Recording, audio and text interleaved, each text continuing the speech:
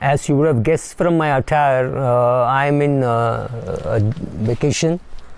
I'm in a place called Sebi, which is in Himachal Pradesh. Beautiful place. Temperatures ranging from about 13, 14 to 23, and 23 is say 11 to 2 kind of a frame. Otherwise, right now I'm recording at about 6 o'clock and the weather is about 17, 18. And it's beautiful. But today what topic I'm going to talk about is the role of Sebi and all the other names that you have heard. So instead of getting into what is the legal role of Sebi, etc., let me liken it to an example. Sebi is like ICC. For those who understand cricket, ICC is the supreme rule making body for cricket. Similarly, Sebi is a rule making body for the capital markets, and I'm only going to talk to you about Sebi's role in regarding to mutual funds. I'm not talking about Sebi's role in the equity markets and debt markets and all that. That's too long and too confusing. So let us just talk about Sebi's role in the mutual fund regulation.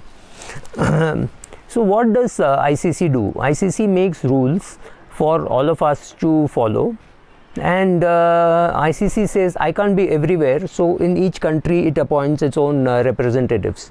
And so in India it is BCCI. BCCI says we can't be everywhere, so they appoint Mumbai Cricket Association, a Delhi Cricket Association, Tamil Nadu Cricket Association, right? So they have different cricket associations in each place. Now these associations also cannot be there in every match, right? So they appoint umpires. They appoint a third umpire to adjudicate some of the decisions which may be disputed. They bring in a mechanism called DRS, right? So which means you can go and ask, is this decision right? Can you please tell us whether it is right? So you understand the role of each person. Now similarly, Sebi is the biggest rule making body for mutual funds. The rules of mutual funds: how much should your net worth be, who can run a mutual fund, who is qualified to be a mutual fund promoter, who can be a custodian, who can be a banker, all that is defined by Sebi. Please understand, Sebi regulates some of these people but does not regulate some of these people. For example, a custodian could be a banker and the bank is being regulated by RBI. So there could be some such similarities where there will be some bodies for which Sebi is not authority, but to the extent of the custodial functions, Sebi will have a right and a rule over that bank, right? It may not have on its banking function, but it will have on its custodian function. So that you have to understand. Now, when ICC makes the rules and says if a ball hits the bat and comes directly into the fielder's hand, he is out caught, right? Or if the ball were to hit the leg, and if it were to miss the leg, it would have hit the stumps. It's called leg before wicket, right? If the ball hits the stumps, he's out bowled, correct? These are all rules made by ICC. Can BCCI change those rules? Answer is no, because the biggest rule making body has made those rules. These have to be just implemented by BCCI. BCCI can make some of its own rules. It can say in England the match starts at this hour, in Bombay it starts at this hour, because ICC just broadly lays down the rules and regulation. It does not do micromanaging saying, oh, we are starting at 10 o'clock, you should also start at 10 o'clock. That doesn't happen. So India can start at 9:30. Bombay can start at 9:30 and Calcutta can start at 9 o'clock because the sun rises earlier, right? So these small alterations are allowed, but major alterations are not allowed.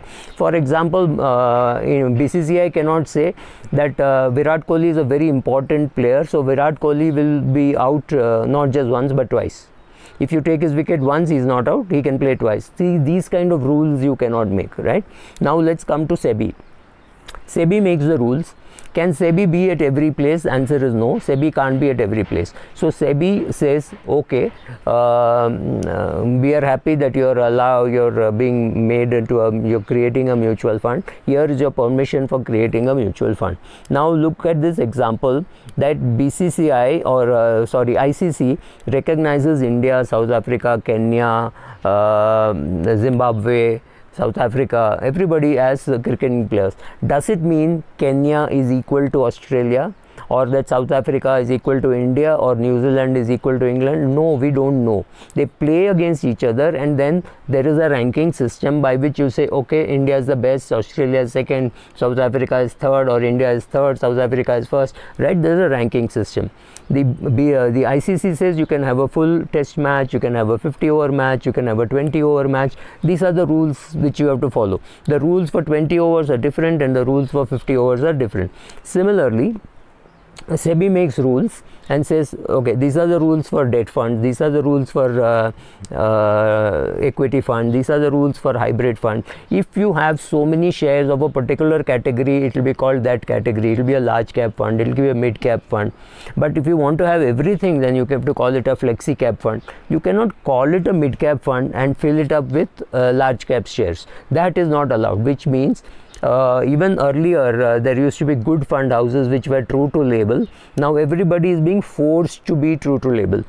Very importantly, they've still not done one thing, is they have not said everybody should change their name and not have some name which is we just don't understand. For example, let me take the names of let me give you the names of funds which have died, which you wouldn't even know. There used to be a fund called Can Double, which means if you put 10 rupees, it will become 20 rupees. That's what they had said. The name itself said Can Double, right? But a can double need not double. That was known to people much later. Then Canara Bank had to wind up. Canara Bank had to pay a huge fine from its own pocket. Sorry, I'm digressing. So Sebi makes the rules, and Sebi says, okay, if you are a mutual fund, you should have trustees. Trustees are, as the name says, trusted people. They should act in the interest of the unit holder. There could be a conflict of interest, we will talk about it separately, but a trustee is expected to act in the interest of the unit holder, not in the interest of the shareholder who is the owner, right? So that is what a trustee is supposed to do. Then there is a board of directors. Board of directors of all companies do the same thing. They have the vision statement, they have the mission statement, they say we will increase the business so much, we will do so much of debt, so much of equity, etc., etc., who should be recruited. All those big major policy decisions are taken by the board of directors. But the board of directors can't be everywhere, so they appoint one person called the managing director. The managing director of a mutual fund acts for and on behalf of the board. Whatever he is doing on behalf of the board. He is authorized to act on behalf of the board. If he is launching an NFO, it's on behalf of the board. He is signing on behalf of the board. So the board is collectively responsible, but it is the MD who is signing. Now MD also can't be in all the places, so they have somebody called a person to look after all the rules and regulations. So he is the compliance officer. What does the compliance officer do? The compliance officer make sure that if a chartered accountant is being appointed, that is really a chartered accountant. He has his membership, he has paid his membership fees, etc. If they appoint a custodian, that the custodian certificate is valid. You don't expect Sebi, the chief of Sebi, to go to every mutual fund and check whether the certificates are valid, right? So that is not the job of Sebi, that is the job of the compliance officer. The compliance officer reports to the board. He says, yes, the debt funds have bought only debt, the equity funds have bought only equity. In the sense, the governance of the company is broadly taken care of. Largely, he is a person who reports to the trustee and tells the trustee, this has happened, this has happened, this has happened, this is the compliance, we have paid the taxes on the 7th of the month, right? All those things as much as possible. Though even though administratively it is the managing director's responsibility to make sure the tax is paid, there is a dotted line by which the trustee will also make sure that these things are happening.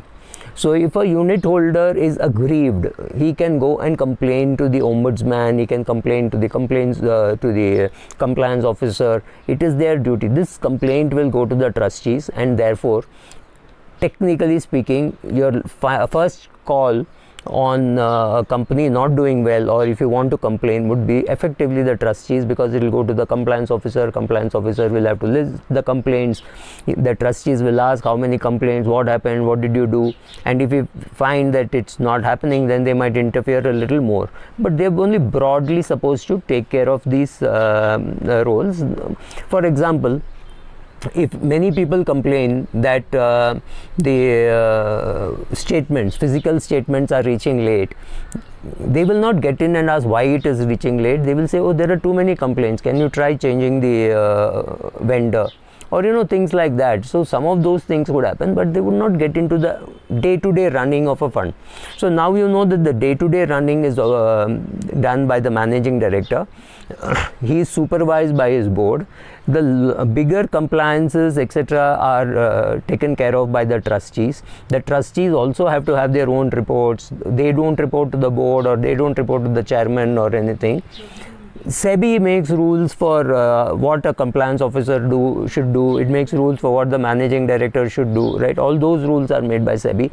This is the role of Sebi as far as the administration of the mutual fund business is concerned. How Sebi can help you is Sebi creates a website with a lot of details, there are tons of details. So when somebody launches a NFO, all the details are put in a prospectus or the key information memorandum and given to you. 99% of the investors and almost 100% of the people who sell, which could be MFDs, RIAs, IFAs, bank relationship managers, don't do a great job of reading it and understanding. Forget the investors. Investors to dur ki baat hai.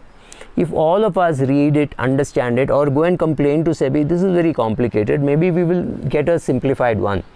But right now we don't have a very simplified one. We have a pretty complicated and a boring statement.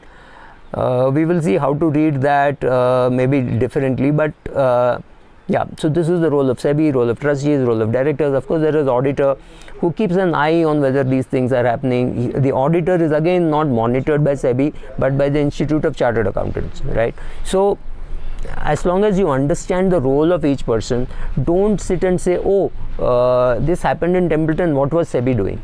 This happened in XYZ mutual fund, what was Sebi doing, right? Don't get into that mode. The most important person in the investment is you. You yourself are the most important person. Like there's an English saying which says you can't tell a lie to the man whose face you see while shaving. Don't tell a lie to yourself. If your house has to be clean, you have to pick up the broom and keep it clean. You can't say, oh, what is Narendra Modi doing? He's got better things to do. He's not going to keep your house clean. Your investment portfolio will be clean provided you sit and do the work yourself. You sit and clean your portfolio, clean your house, clean your portfolio, clean your diet, clean your medical shelf, right? That's your job. It's not your doctor's job. It is not the compliance officer's job. You go read the prospectus, understand it. If you don't understand, don't invest. If you don't understand, have the humility to ask somebody saying, I'm not able to understand it. Maybe you don't need it, right? So I don't need some funds, you don't need some funds. Just because there is a menu card with 40 items, it doesn't mean you have to eat all the 40 items. You like rava masala dosa, eat rava masala dosa. Somebody who likes upma will eat upma, right? These are all made for some 400, 500 people. In your house, there's no menu card printed. There's only one item that is made which you're supposed to eat. When you go to a hotel, you have a choice. That's about all. Everybody does not have to invest in every fund. We will see role of each person differently, but thanks for watching. Bye.